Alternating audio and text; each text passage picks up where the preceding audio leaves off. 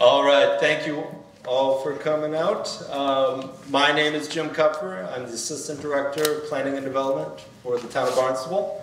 Tonight we're talking about the Hyannis Harbor. It's a very critical, obviously, resource for our community.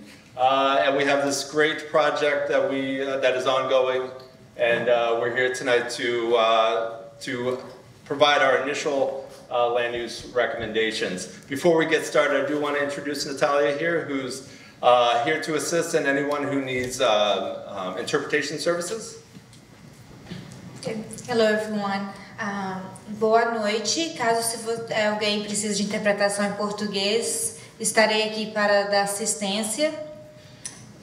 Se tem alguma pessoa que necessita interpretação em espanhol, eu vou estar aqui para dar assistência. Thank you so much, Natalia. So tonight, I'm going to briefly give an introduction, and then I'm going to actually hand it over to our consulting team. We actually have a tremendous consulting team. We've been very blessed to have a group from Tetra Tech, along with Woods Hole, Brown Richardson and Rowe, all of them looking at our Hyannis Harbor for the last 6+ months and understanding the strengths, opportunities, weaknesses, which might sound familiar to some of you who joined us for the early stakeholder meetings back in the fall of last year. So tonight, again, we're here to talk about the Hyannis Master Harbor Plan, which we've renamed a Resilient Hyannis Harbor. And this is, one second. Of course, it doesn't work now.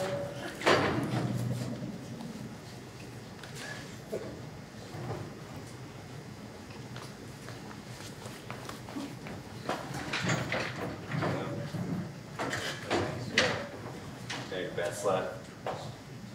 Left and right.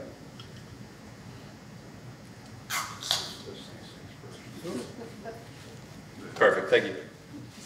Oh, it works now. Thank you, IT. So our background, again, we're here to talk about the Hyannis Harbor. And the reason we're talking about this, and we have initiated this project with our consulting team, is through a generous grant from the Commonwealth of Massachusetts for approximately $200,000 through their Municipal Vulnerability Preparedness Program. The goal of this plan is to better understand the current and future challenges and opportunities for this waterfront and create a cohesive strategy for the mix of land uses and structures that activate the harbor daily. What all that means, it's a very busy harbor, it's a very important harbor, and we want to understand what the current strengths and weaknesses and what's ahead for us and how we can better our harbor for our future and our community. So again, this is through the Municipal Vulnerability Preparedness Program at the Commonwealth, and so we have a lens for climate resiliency on this project. We're looking at how we can become more resilient here in Hyannis Harbor. This project potentially could be replicated all along our coastline and other vulnerable areas. So if we're successful here, maybe we can consider this in other opportunity areas. But for tonight and for this plan, we're looking at a climate resiliency lens. The project process. So this has started about 6 or 7 months ago, where we had initial stakeholder meeting. Many of us were over at the Steamship Authority meeting space and had early discussions about what we see as our strengths and weaknesses and opportunities of the harbor. That was relayed and provided to our consulting team, who's then dug into the details, dug into the data, had our site walks, did very specific measurements of all of our structures, and have developed some early recommendations for harbor land use and zoning recommendations here in downtown Hyannis in the Harbor District area. Tonight we're here for public forum to discuss those early recommendations. Really tonight, after we do our analysis, we're interested in your early thoughts and comments. All of this will be posted online for additional comments and feedback moving forward. They'll be posted on the Planning Department's website. There's an ongoing project page here for the Hyannis Harbor Master Plan. And this PowerPoint, along with existing conditions report and early recommendations, will be posted there.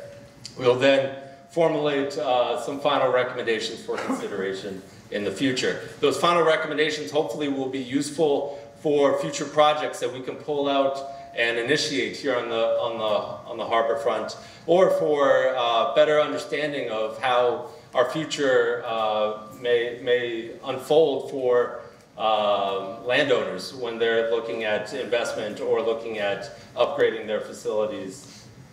So this isn't the first time we've looked at our resiliency and our concerns for resiliency here in Barnstable. And so in 2021, most recently we did a hazard mitigation plan. As you can see, a lot of the identified markers are hazards that we've identified in that plan. And Hyannis Harbor is kind of inundated with many of those critical facilities and hazards that may take place. We also, in this area, so the orange line is the initial district that we started with. The orange line basically runs the town of Yarmouth line, goes across the harbor to the Harborview Hotel, the High Line, back up to what we call 6 Points, where South and Ocean meet, and go back towards the hospital. After consideration and a lot of thought with our consulting team and started digging the data, we've tightened these boundaries, and we'll go over that in a moment. So not only have we done a lot of planning to get to this point, a lot of data analysis, we just all know what the realities are here at the harbor and along Ocean Street specifically. I mean, these are just one day of pictures. I'm sure all of us have many other pictures that are just like this. So the realities are obvious. And so what are we going to do about it? And these are some early recommendations that we would like to consider and have your consideration. So in developing out different resiliency measures, we're not the first to do this. There's many communities that have done this. The Commonwealth has also looked at it from a statewide climate resiliency. So these are a lot of the best practices. Our consulting team has actually taken some of these, and we'll get into some of these that are very specific to Hyannis Harbor. So this again, these are some of the best practice measures. But we're going to soon boil down into what Hyannis Harbor may consider. So this is our existing conditions. When I said we tightened our boundaries, this is what I mean by that. So we've excluded the hospital. We understand what the hospital footprint is. So we tightened that boundary to really understand what the impacts are. We have an asset that is the boat ramp there. We have some private properties there, and it carries along in the curved form back down Ocean Street to just past the High Line. In our existing conditions, we have different property ownership, public-private. We do have a number of public assets. The dark purple, or the purple, is our town assets, the boat ramp, Atherton, Bismore, the end of Pleasant, etc. We have a number of properties, but by and large, most of these are private landowners there. We also have a lot of different uses activating this small space. And these are just the uses on land side. Brian is here, our harbor master, who could talk to you for days, I'm sure, about all the uses on the water side, and we're going to get into that as well. So it's a very active space, and so we want to be mindful of that as we're developing out our recommendations. We have everything from residential, mixed use, we have our transportation, our steamship, and our High Line. We have so many different uses all in one spot. And we know the realities that sea level rise is occurring in the area and the impacts that it's going to create on all those different uses. This is essentially where we are today in terms of those colored areas are where our water is rising and infiltrating onto our landside uses. That's 2030, essentially today, and 2050 is where we're headed, and it's not looking great if we stay the same. So what are we going to do? What are some best practices that we can do to achieve some resiliency for this space?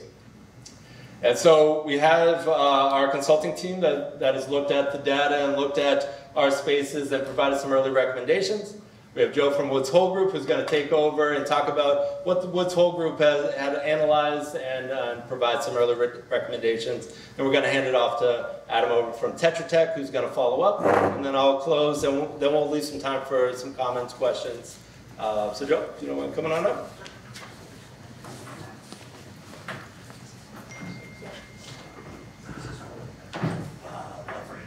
Yeah.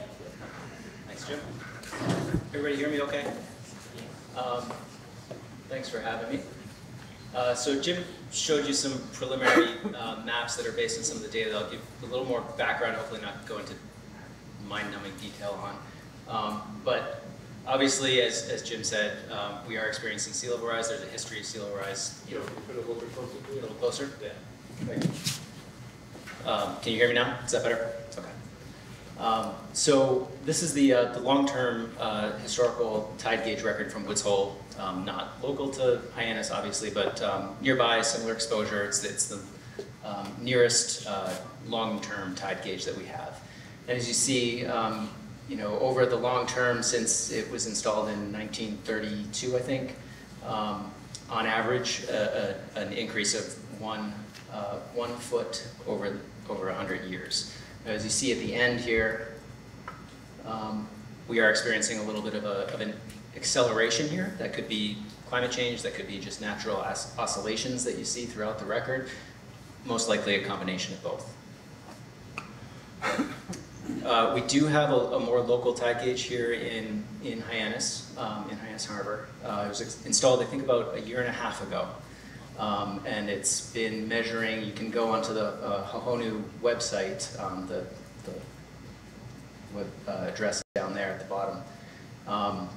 And recently it has observed some of the high water events that Jim was just showing you, overtopping the bulkhead at Bismore Park, which was shown at an elevation here of low point of 3.6 feet and ABD 88. So recently in January there were a number of events that overtopped that due to coastal storms. So that's sort of past observations, and we need to start thinking about the future. We benefit here in the state. I apologize for all those numbers at the bottom. So these are projections from the state's climate change assessment group for sea level rise for 2030, 2050, 2070, and out to 2100. For planning purposes, the state uses this high sea level rise scenario. It incorporates conservative estimates of greenhouse gas emissions and ice sheet melt. So what we like to think is, you know, this rise from a 2008 baseline of 1.4 feet could happen as soon as 2030, 2.7 feet above that 2008 baseline as soon as 2050, and again, 4.5 as soon as 2070. Now, if you see how these sort of line up across, if you walk out from the high to the intermediate, we may be talking about the same level if we track along this green line, more along the 2050, 2070, 2070, 2100, et cetera.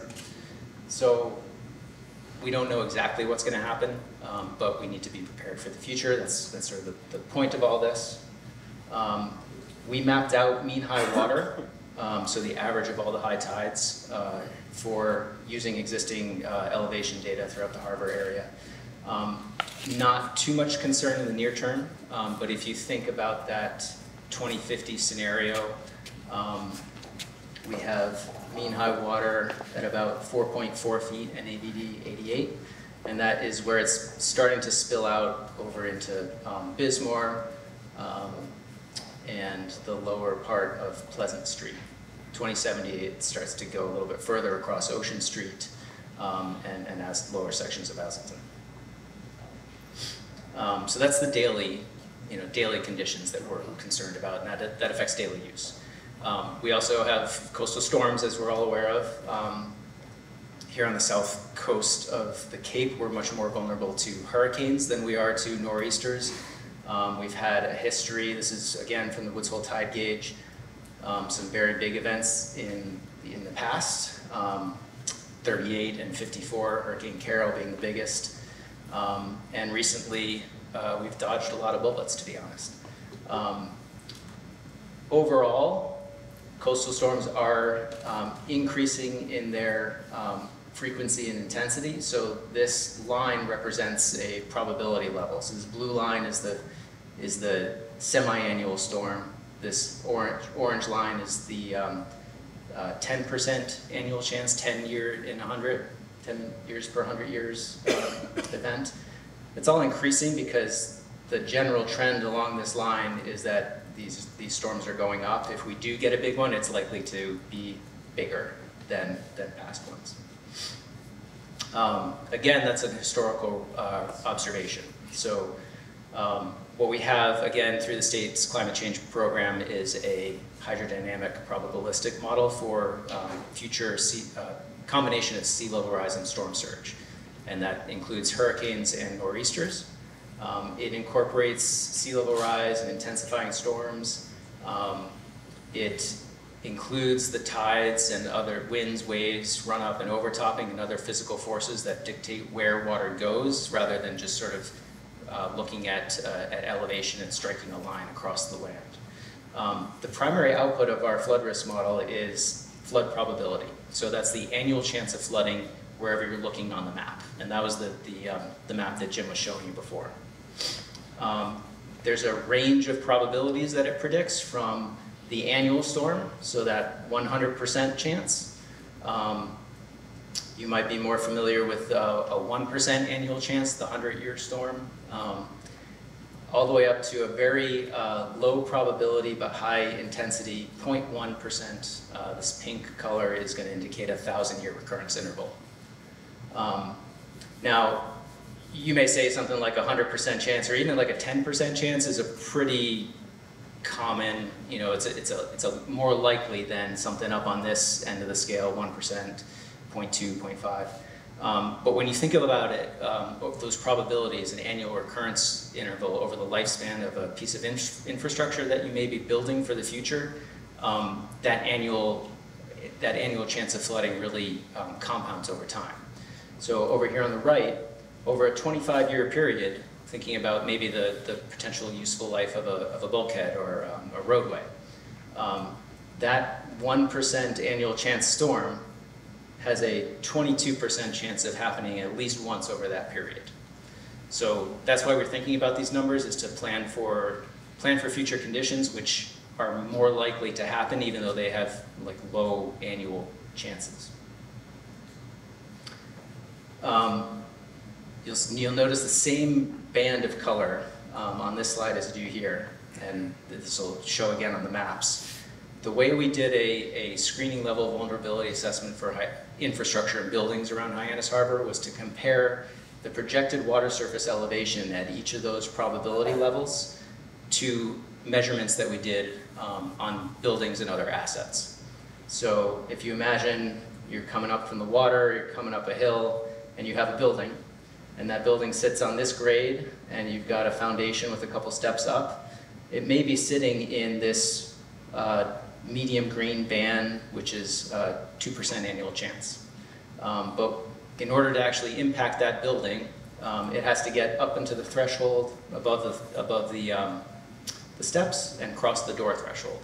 That's the critical elevation, and that the only water surface elevation in this case that affects this building is that yellow, or a 0.5% annual chance. That's kind of how we did this process. We went around Hyannis Harbor with survey equipment that actually takes photographs as we walk. So we don't have to be close up to the building. It makes better readings in more densely built environments. And we can go into the software and pick off the elevation at that door threshold, or at that flood vent, or a piece of, maybe that could be an electrical outlet, or read the height of the window. And so we compared those, what we call critical elevations, to the projected water surface elevations. You'll notice this is the same map that Jim showed you before. This is the annual chance of flooding across the land. Overlaid on that are the building footprints, and those are also color-coded by flood probability based on their critical elevation that we measured. So in this case, we did it for those 2030, 2050, 2070 projections. So nominally 2030 with 1.4 feet of sea level rise. We found that there were two restaurants, one commercial structure, one of the hotels, and one residential structure that were exposed to at least a 10% annual chance of flooding. So that's these purple 10, 20, 100%. We also have done this for roads. You can go to the Cape Cod Commission's low-lying road website. Similar process, just comparing elevations to projected water surface elevations. Under 2050 scenario with 2.7 feet of sea level rise, we saw 7 vulnerable restaurants, 7 commercial structures, including both ferry ticket offices, 3 hotel structures, 3 residential structures, and 2 municipal buildings, including the Harbor Master Office. So if you think about the Harbor Master Office, you're elevated today, but with a strong enough storm, it can even get up to that. And we also have to be cognizant of the surroundings, so access to places during storms. And finally, under 2070 conditions with 4.5 feet of sea level rise, a lot of those buildings that are, they're already vulnerable at that high probability level, so not a whole lot of change here. 7 restaurants, 8 commercial structures, 5 hotels, 4 residential structures, and 2 municipal buildings. So that's the sort of basis of the assessment. Now what do we do about it? There's a number of different things that you can do at the building scale and at the landscape scale to help with reducing exposure to flooding and increasing reducing the time that it takes to recover from a flood event.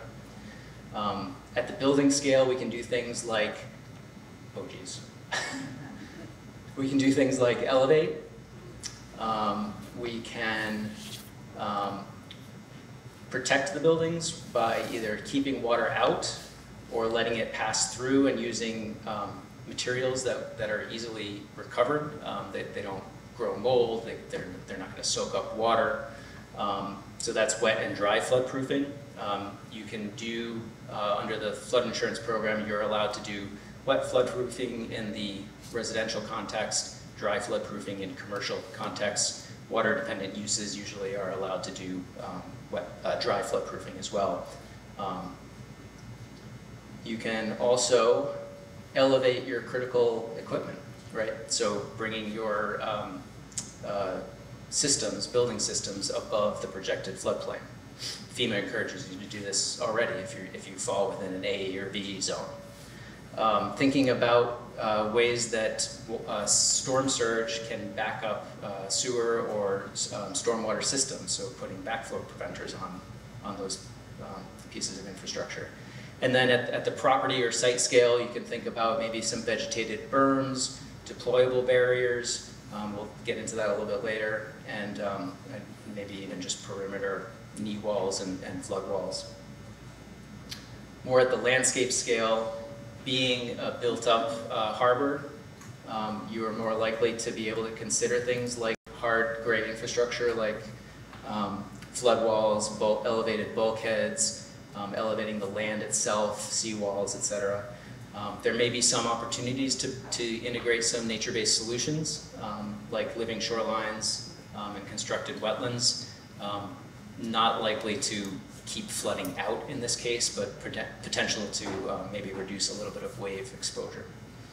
And then another really interesting solution here is kind of using a combination of both gray and green infrastructure in the open space environment to provide some elevation, but also some usable open space that might be floodable.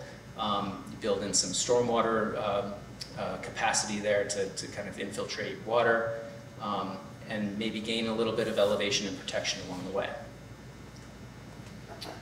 So I'm going to briefly go through, I think it's 3 slides of sort of overall coastal resilience recommendations that we made, and that informed a lot of what the team considered and started sketching out, which Adam will then give you a little more detail on. So the first thing we thought about was, what does this harbor look like in the future from a daily use, and separating that out from storms, right? So you still want a usable, accessible harbor in the future. In that manner, we're thinking we have this 2050 projection for mean high water, and highest annual tide would be a little bit higher than that. So if we set a bulkhead at elevation 6 feet and AVD 88, then we think we'll have a usable and still accessible harbor that wouldn't be exposed to future high tides within the lifespan of that bulkhead, and would also reduce a lot of the more common storm flooding that you're experiencing now. So that's one sort of overall strategy, is to recommend setting a standard across the harbor for bulkhead elevations. And then the next is to have some direction and guidance on how to build buildings in the future so that they're resilient to those storm events, because we're not keeping all the water out for everything, right? So we use some design flood elevations from the Massachusetts Coast Flood Risk Model, which incorporate storm surge and waves. And depending on where you are in the harbor, you might have more exposure in this sort of north-south alignment, and therefore need to build a little bit higher. Less so when you get behind the waterfront. And then, so we set these design flood elevations, and those can be achieved either by elevating the first floor, sort of like FEMA tells you to do, or they can be achieved by using some flood-proofing techniques. So a really good resource is the Cape Cod Commission's Flood Area Design Guidelines. This is one page from it that kind of speaks to a building and neighborhood typology that's kind of similar to the harbor here. So different things you can do to put in drop-in barrier shields if you're not going to elevate the building, modest elevation with some screening, and then for higher building elevations, you want to think about how you make the transition from the streetscape so that you don't lose that kind of character of the harbor. And there's a lot of great strategies in that document to do that. So let me see if I can read this. And then overall, sort of for some more specific interventions that we were thinking through, again, maintain a usable waterfront. So elevate the buildings to a common standard, the bulkhead to a common standard. Potentially that can be integrated into a harbor walk feature. And that might not need to be contiguous along the whole waterfront. You just need to find the right tiebacks to high ground. Again, building your structures to be more resilient to future storms. That can be at the building scale, it can also be at the landscape scale. So we can think about incorporating additional protection on top of the bulkheads. That might be like a drop-in barrier. It could be additional like knee walls. Using open space in the landscape or in the hardscape to build some storm protection in the district. And again, find ways to incorporate some precipitation-based flooding, because that's also going to be more frequent and more intense. Again, flood-proof and or elevate your assets or buildings, building equipment, first floor elevations. And like I said before, make sure that you do this in a way that's going to keep that character that the harbor has already by kind of stepping things sequentially to soften that elevation. Think about ways that you can relocate uses to less vulnerable areas. So there's some low spots in Bismore and the lower part of Asselton, but the sort of once you get halfway up Asselton Park, you're at a pretty good elevation. So there might be more appropriate uses there that can be accommodated in that area that are, you might not want to have exposed to the lower elevations. Think about an emergency operations center for the harbor master, because that building, if it's surrounded by flooding, even if it's not flooded on the first floor, that might have issues for emergency management in the future. and reconsider parking strategies. There's a couple long-term lots that are in low-lying areas. So if there's higher ground for people to park, that's probably better. Think about raising low-lying roadways. Again, Cape Cod Commission low-lying roadways project. One of the streets that we looked at was Ocean Street. Pleasant Street at the end is also a risk there. And then finally, there's a couple ways that water can get behind the harbor. One of those is over or under a culvert along Nantucket Street. So if you do things along the edge to a certain elevation, you also need to think about water coming from the south. So those are sort of the guidelines that we provided. I'll turn it over to Adam to talk a little bit more about the details.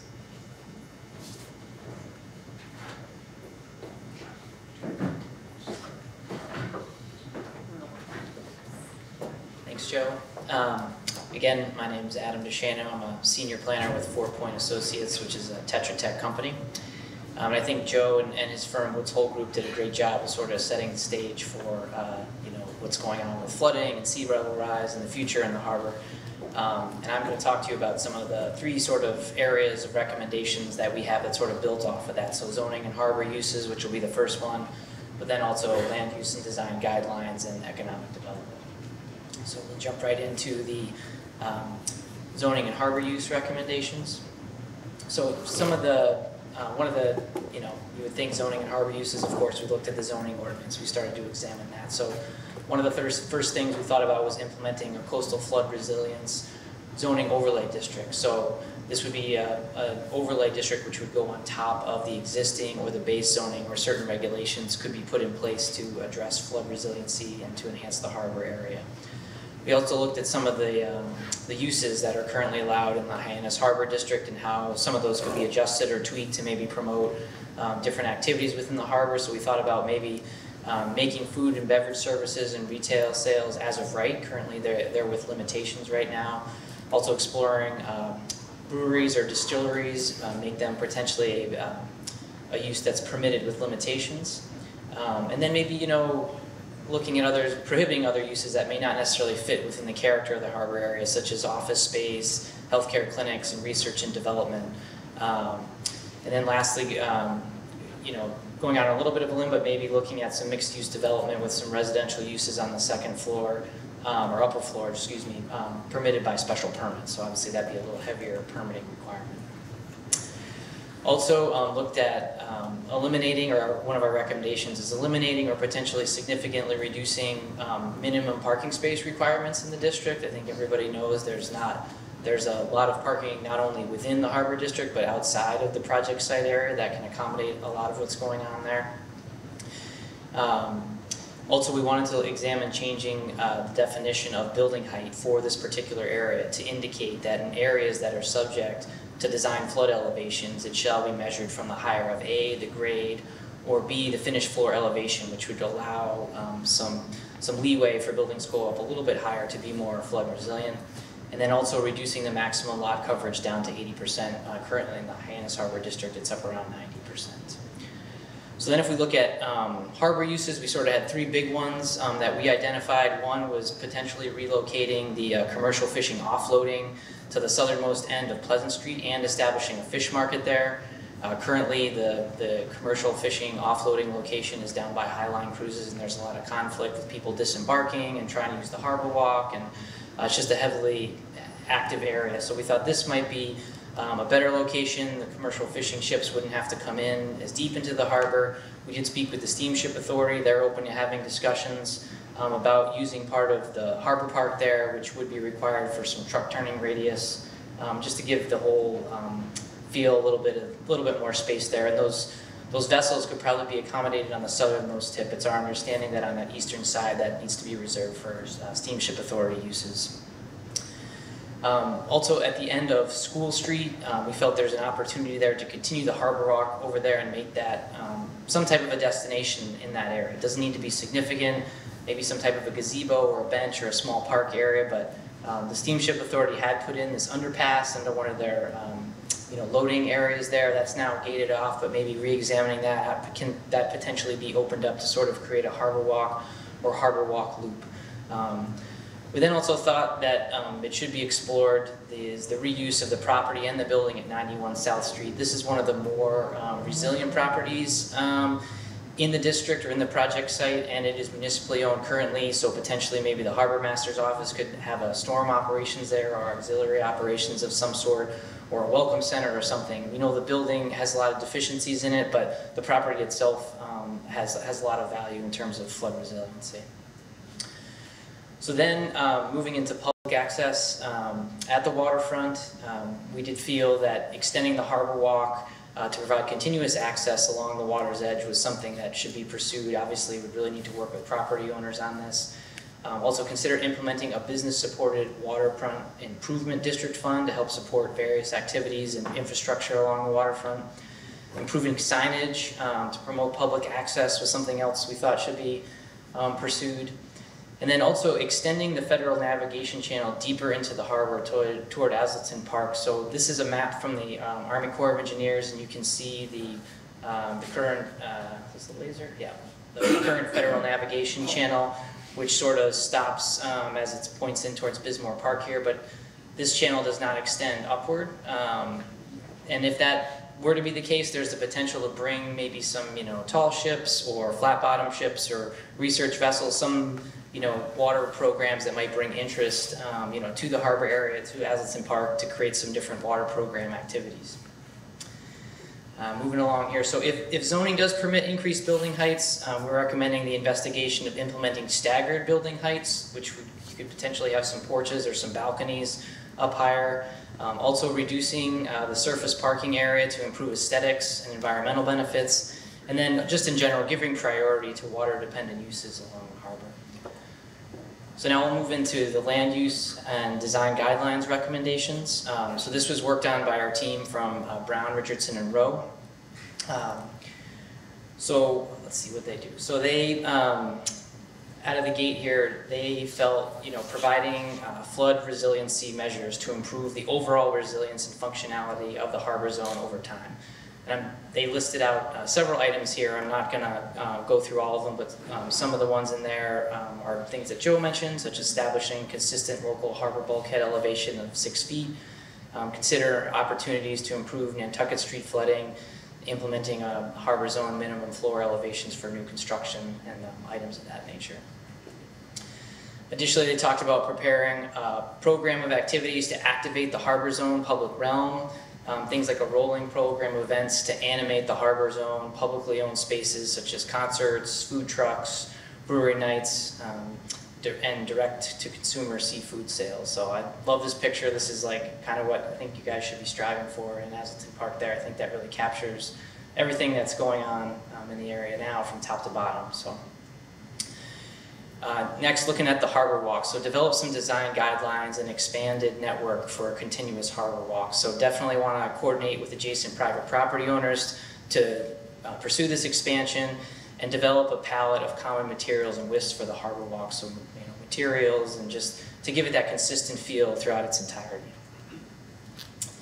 Streetscape improvements, sorry. Consider returning the harbor zone streets to two-way and implementing flood resilience strategies on priority streets. So one of those was converting South Street to a two-way street, implementing the proposed rotary and pedestrian crossing improvements at the 6-way intersection. I think we have a slide on that a little bit later about the most recent rendering for that. Now getting into public open space improvements, one of the recommendations was to develop park renovation plans for all the parks really, Asleton Park, Bismore Park, Harbor Park areas that incorporate resiliency measures, expand the harbor walk, and implement the open space activation goals. So as you can see, they created a lot of different elements that can be looked at in each of the parks, stormwater improvements, reconstruction projects, raising street grades, activities such as food trucks, which we talked about, bringing some of those items in, redesign piers to accommodate commercial catch offloading. So a lot of different things that can be explored to improve the various public spaces. And then getting into the last kind of slide here, sidewalks and wayfinding. So regarding sidewalks, identify and implement desired sidewalk improvements throughout the harbor zone. establish minimum sidewalk lists and design standards, identify gaps in the sidewalk provisions, and prioritize improvements of key paths of travel. So this, in this top slide you can see, or this top image, excuse me, you can see one of the streets within the project site, and if I was walking to my car back to the parking area, it's like I got to navigate this puddle, there's no sidewalk, like how do I safely get there all the time? As well, there's going to be vehicles traversing this area.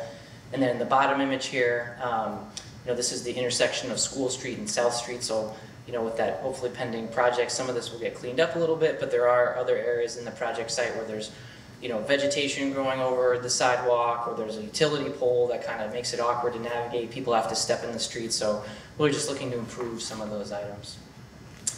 And then lastly, economic development. So this was, these recommendations were looked at by Eric Jenga, who's with Tetra Tech. He's one of our community and economic development planners. So I just want to give you a little insight about what was sort of driving his recommendations. So what he did is he developed 6 key factors here, and these were based on a review of a lot of existing documents, data and information, and associated findings. And then a variety of recommendations were established to help best support economic development in and around the harbor. So the 6 key factors here were enhance and support walkability, support small local businesses, support the local fishing industry, increase connectivity to the downtown, improve parking, and increase the number of businesses providing services and goods supporting harbor uses. So keep those in mind as I go through Eric's recommendations, because that was what was sort of the driving force behind these. And he also created, he developed a strategy based on this information and those key factors. I'm not going to read the whole thing here. I think we're going to post this presentation later, so you'll be able to come back and read it here. But again, this was sort of, again, the driving force that sort of helped him sort of formulate those recommendations. But again, it kind of gets back to, ferry and boat tour services, commuters, just a lot of different harbor-related activities.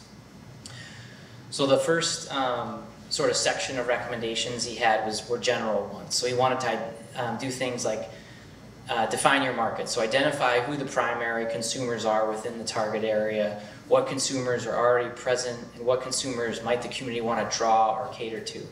Identify where consumers may be underserved, and is there a market that exists which is not currently being served. So these were some of the things that he looked at here. Zoning and land use, develop a gateway to the harbor, promote walkability and bikeability. And then in terms of infrastructure, streets, streetscapes, sidewalks, and signage, again, improve the 6 points intersection. I think this next slide has the image of the most recent rendering. Improving pedestrian connections from parking lots to the harbor, return South Street to a 2-way street, improving sidewalks, and create a continuous harbor walk from Bismore Park to the end of School Street. So I think you're starting to see a lot of common recommendations from different areas and different disciplines that are starting to overlap here. So we as the project team, as we came together, that was encouraging for us, so to kind of see that we were all on the same page and we're seeing a lot of the same types of recommendations that we thought could improve the area. Yep, so here's that most recent rendering in the top left there, and then just another example of, I guess this is Bay Street here according to Google Street View, but again, the image here is you've got people that are, they're walking on the correct side of the street, but there's no sidewalk for them. It's a little unclear where they should be walking. Just could be some improvements to the streetscape there.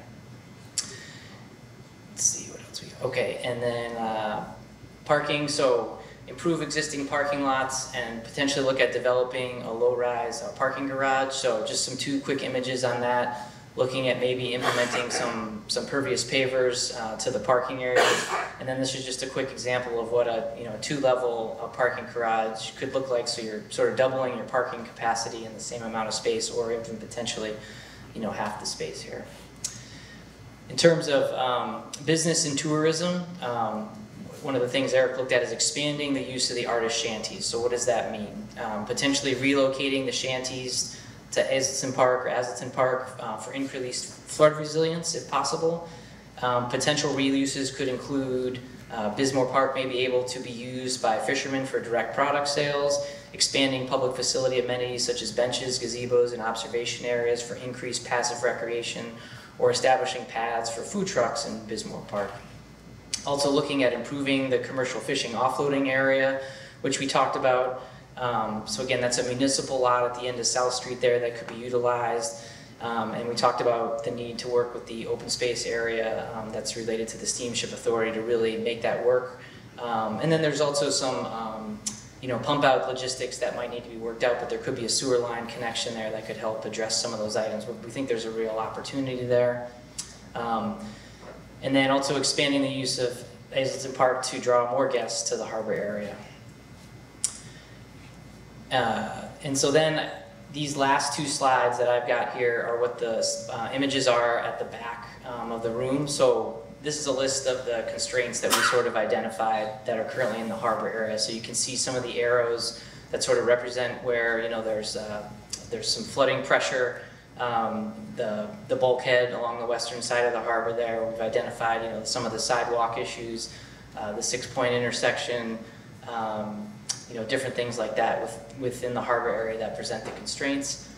And then these are the opportunities. So what we try to do is take all the recommendations that Joe and I have been talking about and sort of put them into a visual representation and where some of these things might be happening. So you can see again, the bulkhead on the western side of the harbor, boosting that up to 6 feet, recommending increased areas up to 6 feet in certain other areas of the harbor around the south end of Pleasant Street there, trying to form a continuous harbor walk as much as possible with, looping in Pleasant Street might be the easiest path forward on that.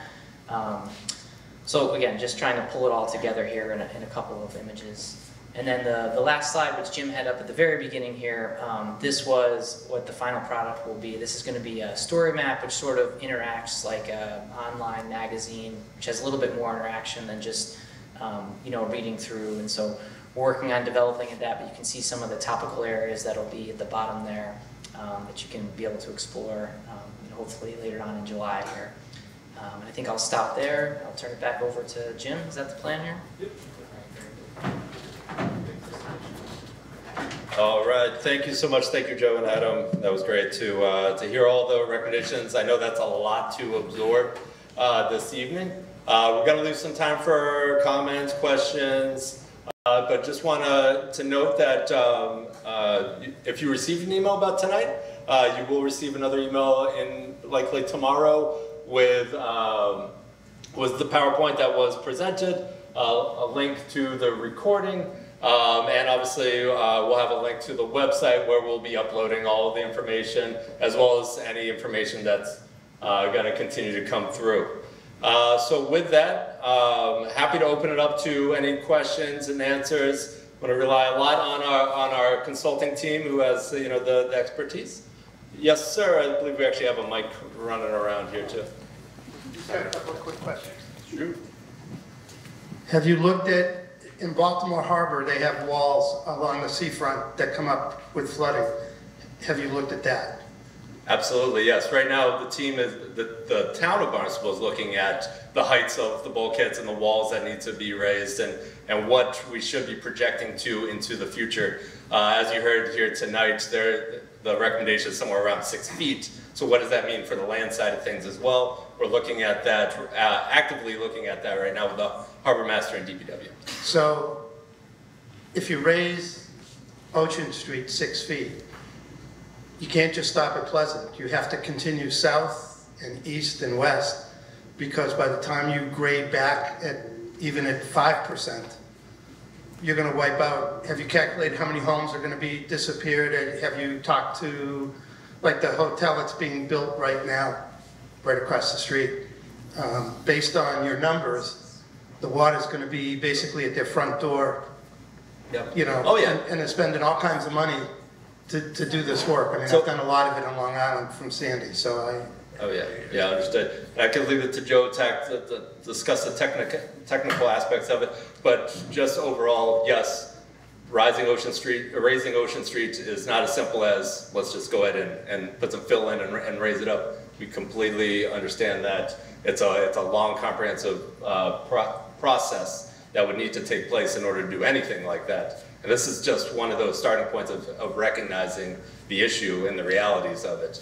So at this point you haven't really taken it any further than that, other than to say it's got to come up. Now you got to figure out what the damage is on the backside. Somewhere in between. Well, but it's the truth. So just to clarify, the 6 feet, that's an elevation target for the usable bulkhead. That's not raising Ocean Street 6 feet. I don't know the exact elevation of Ocean Street off the top of my head, but I want to say it's somewhere around 3 or 4. So the difference is 2 to 3 feet.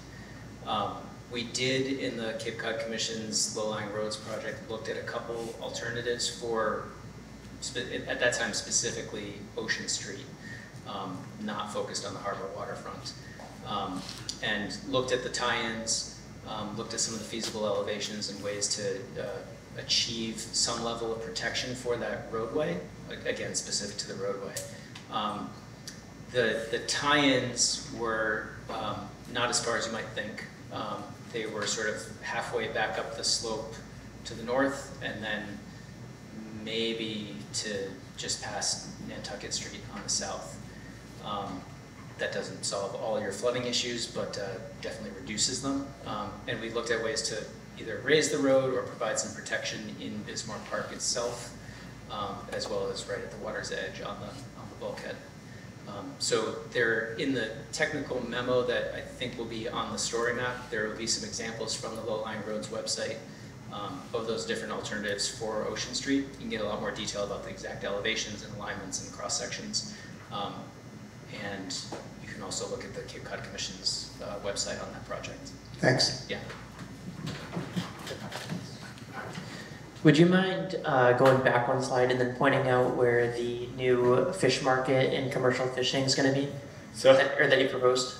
So yeah, I want to caveat, this is early recommendations that, there's a long way to go before anything would be implemented whatsoever. This is something that, through our discussions with stakeholders, with the town department, we understood a concern of the uses all coming together. The discussion of potential opportunities to relocate that down at the end of Pleasant Street there. So right at the edge there, where the town currently owns property and has opportunities there. Again, much as the last answer, there would need to be a lot of analysis that took place to inform all of us of whether or not it can become a reality. But it's an area that seems to at least make sense to further explore. Thank you.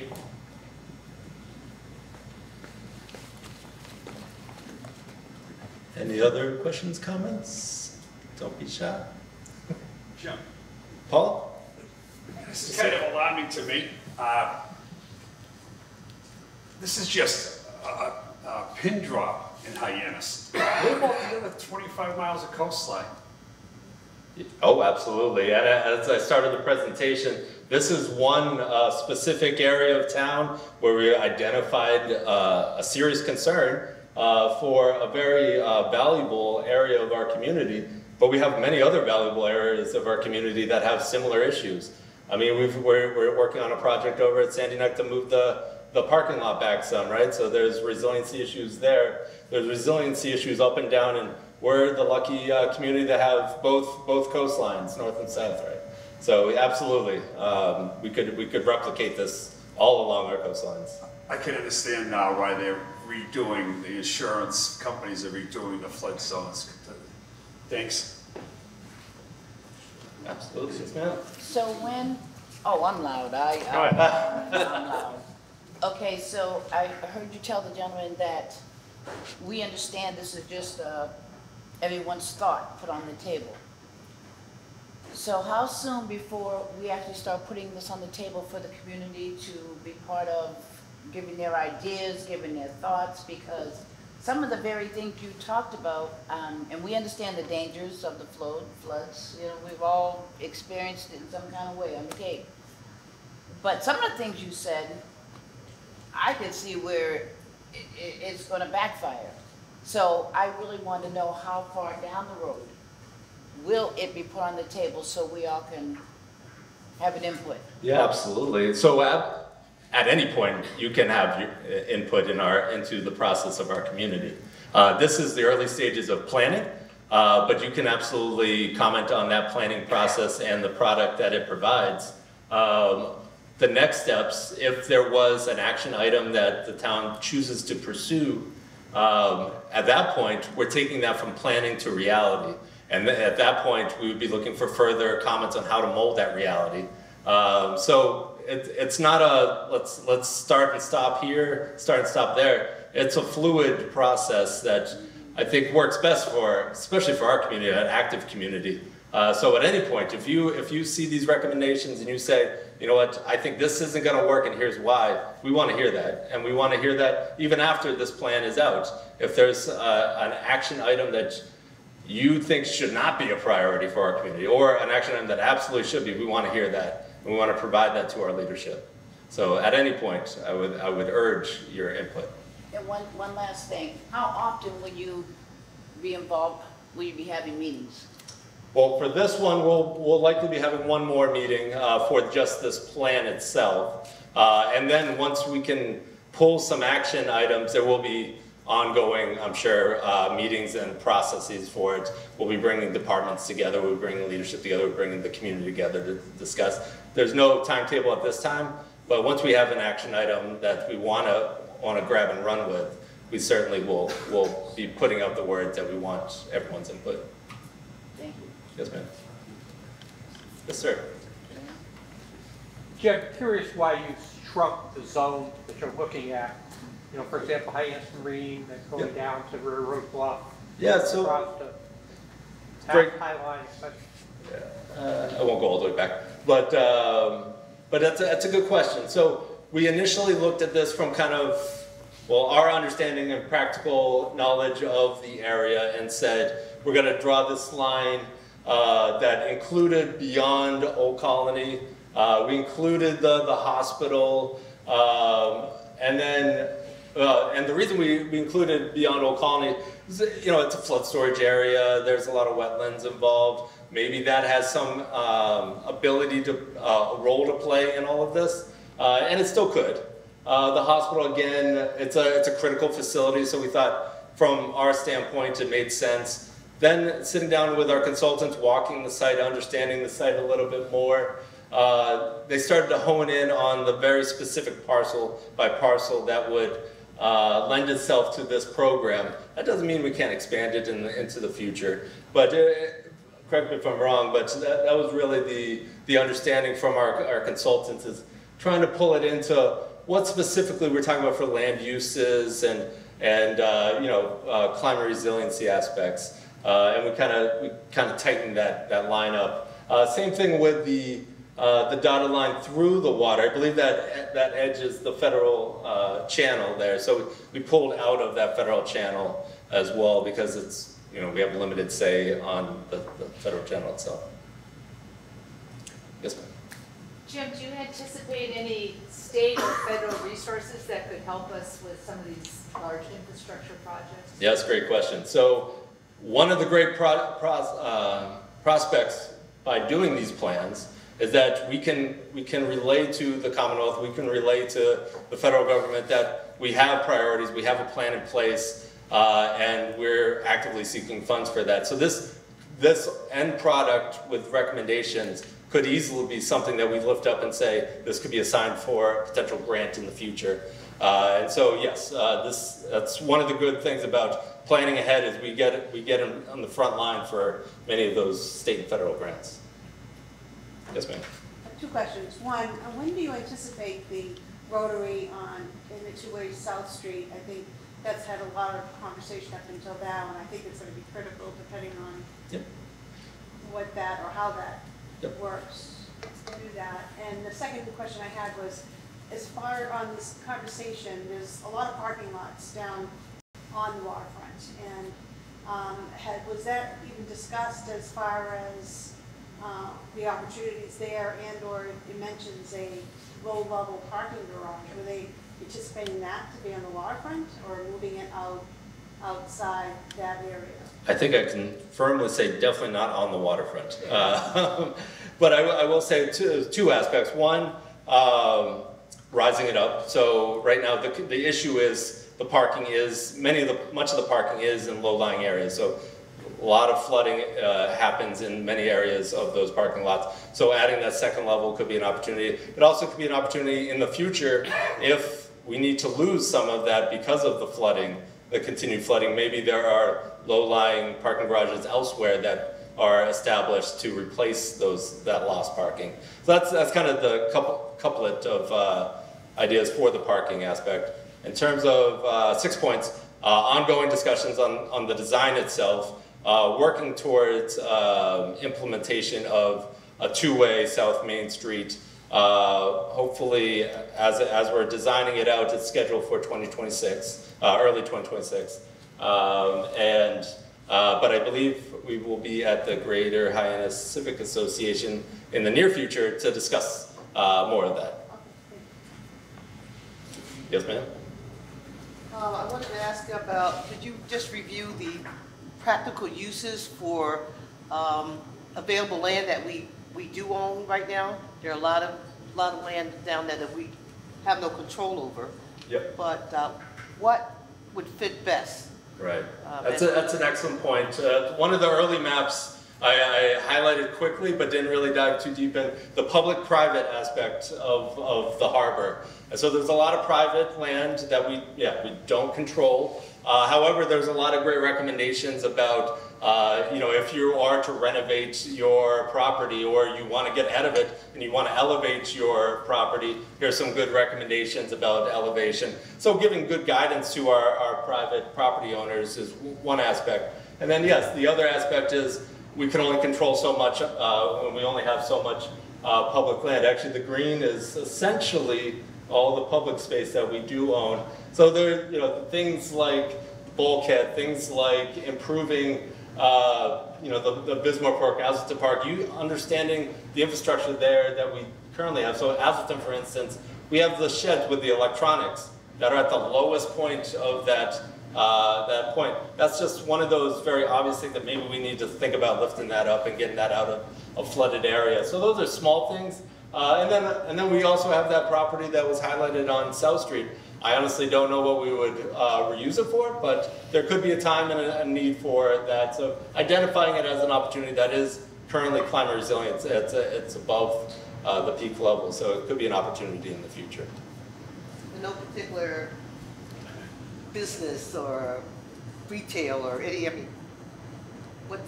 I guess, have we looked at what's the most practical, what would be the most useful for that land? I'm just... You mean for the types of uses that could go? Yes. Yeah, sure. So we did touch on it a little bit. I mean, that's really ultimately what it boils down to is trying to promote the harbor, the maritime, the historic uses in Hyannis. That's essentially what it boils down to in terms of uses that we're looking to do there. Yes, and also from an economic standpoint, trying to bring attention to the harbor and bringing families and folks down to the harbor, and what are some attractions that we could do to bring that there. I mean, there was a picture of Atherton Park, really that discussion of, it's a great picture of Atherton Park, that's what we want to do, but maybe we want to do it more. Right now we're doing great at the peak season. Live Love Local does a great job of doing some of the shoulder stuff, but maybe we could do more, and so those are some of the things that were, our early I like the idea that we're extending the walking part of it, the boardwalk. That's very cool. Absolutely. Yes, sir. Jim, on the 6 Point roundabout, are there plans to have all of those roads coming into it two-way? Right now, as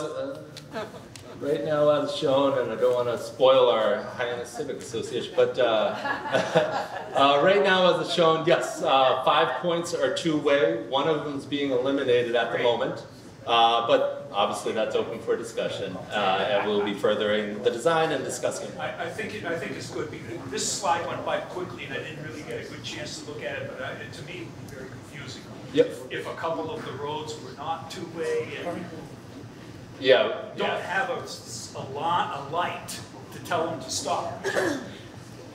Yeah, so we'll be discussing this in much more detail, and we'll likely be back before leadership as well with it. Also, Jim, just out of curiosity, what does it look like when a road is raised 2 or 3 feet, Ocean Street, say? I mean, there's not a heck of a lot of space on the side of those roads to have a gradient What does it look like? Yeah, I mean, it's probably exactly what you're thinking, honestly. Horizon that road, we got to talk about the shoulders and how it blends into the surrounding area. As this gentleman was mentioning, there's not a lot of space on one side of Ocean Street. So it would be a very challenging, limited area with a very tight right-of-way. But we do own property on the harbor side, so it would be a discussion. We'd obviously have to engineer it out pretty dramatically to understand really the true impacts, and then at that point we can decide whether or not, if we ever got down that road, whether or not we actually wanted to proceed with that. Yes, sir. Jim, could you put the rotary back up? I have a question. So you've eliminated the access from Old Colony Road directly into the intersection, correct? Correct, as is shown. So, fine, no, because I live on Old Colony. So you're gonna, if we were coming into the rotary, we'd come to Ocean, make a left. Have you guys run a synchro analysis that shows, and I don't know what year you're projecting to, but it should be out at least 20 years, to show when you try to make that left turn and when the boats come in from the High Line, it backs all the way out. Nobody's going to be able to make that left. Yep. When the boats unload, absolutely, 100%. But yes, we've done the synchro. It's actually not these consulting groups. Sure It's Stantec who's doing the work. Absolutely. But the rest of the time, it works just fine in terms of the synchro. Okay. Any other comments? Yes, ma'am? You need a big statue of a whale or something. I know. Isn't it a great economic opportunity and a welcoming gateway to our harbor? I completely agree. But maybe not a giant whale. Anything else for now? All right, well, we'll have this all posted online. And again, if you received an email from Kyle, you will receive another with all this information. If you didn't receive an email from Kyle, please reach out to myself, Jim Kupfer from the Planning Department, or Kyle Pedicini from the Planning Department, and we'll certainly get all that information to you.